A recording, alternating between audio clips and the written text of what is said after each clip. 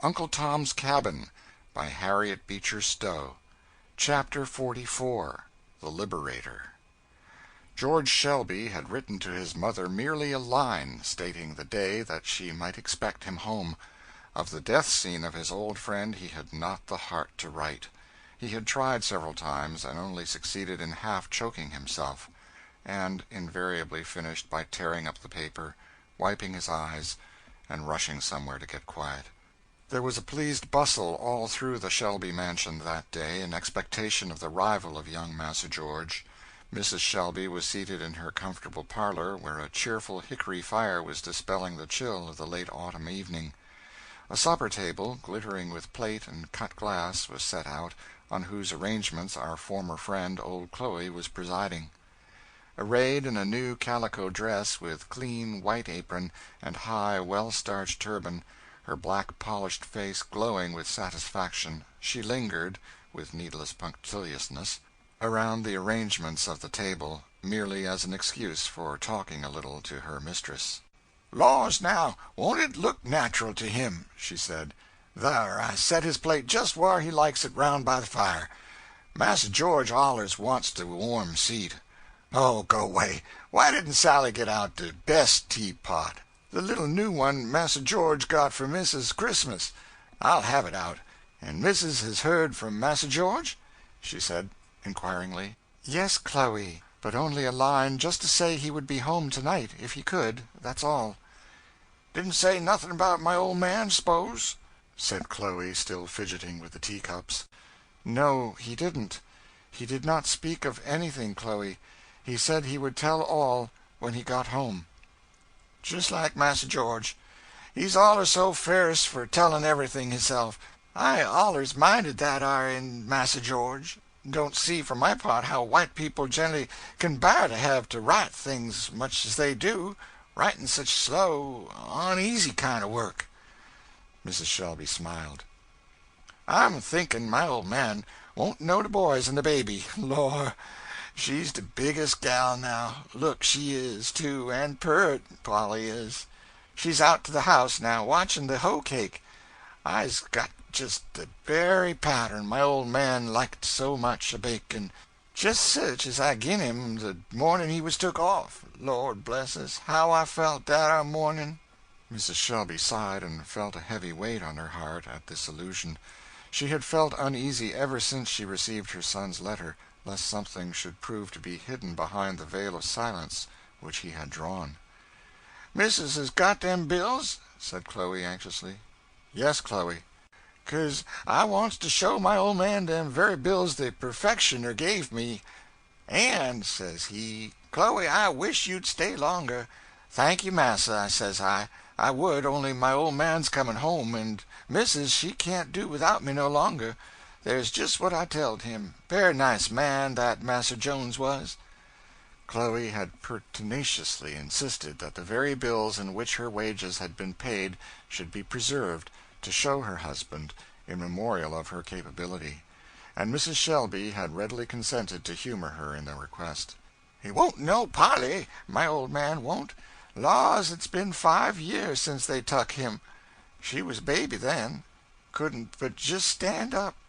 Remember how tickled he used to be 'cause she would keep a-falling over when she sot out to walk. Laws a me!" The rattling of wheels now was heard. "Massa George!" said Aunt Chloe, starting to the window. Mrs. Shelby ran to the entry door, and was folded in the arms of her son. Aunt Chloe stood anxiously straining her eyes out into the darkness. "Oh, poor Aunt Chloe!" said George, stopping compassionately, and taking her hard black hand between both his. "I'd have given all my fortune to have brought him with me, but he's gone to a better country." There was a passionate exclamation from Mrs. Shelby, but Aunt Chloe said nothing. The party entered the supper-room. The money of which Chloe was so proud was still lying on the table. "Thar," said she, gathering it up and holding it with a trembling hand to her mistress. "Don't never want to see nor hear on't again. Just as I knew 't would be. Sold and murdered on them old plantations." Chloe turned and was walking proudly out of the room. Mrs. Shelby followed her softly, and took one of her hands, drew her down into a chair, and sat down by her. "My poor, good Chloe," said she. Chloe leaned her head on her mistress's shoulder and sobbed out, "Oh, missus, excuse me, my heart's broke, that's all."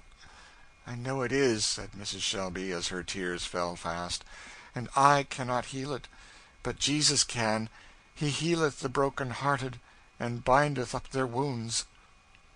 There was a silence for some time, and all wept together. At last George, sitting down beside the mourner, took her hand, and with simple pathos repeated the triumphant scene of her husband's death, and his last messages of love.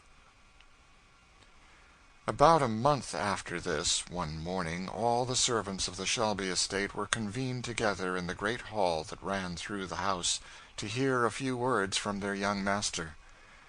To the surprise of all, he appeared among them with a bundle of papers in his hand, containing a certificate of freedom to every one on the place, which he read successively, and presented, amid the sobs and tears and shouts of all present.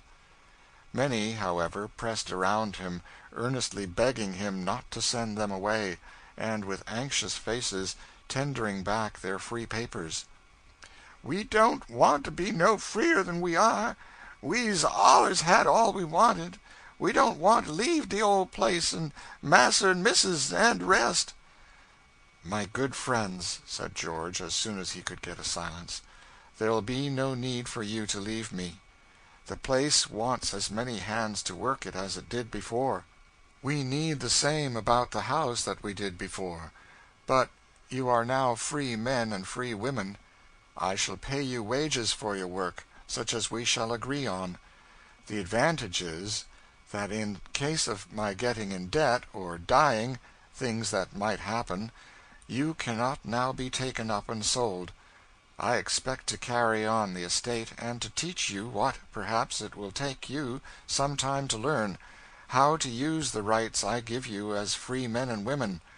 I expect you to be good, and willing to learn, and I trust in God that I shall be faithful and willing to teach. And now, my friends, look up and thank God for the blessing of freedom."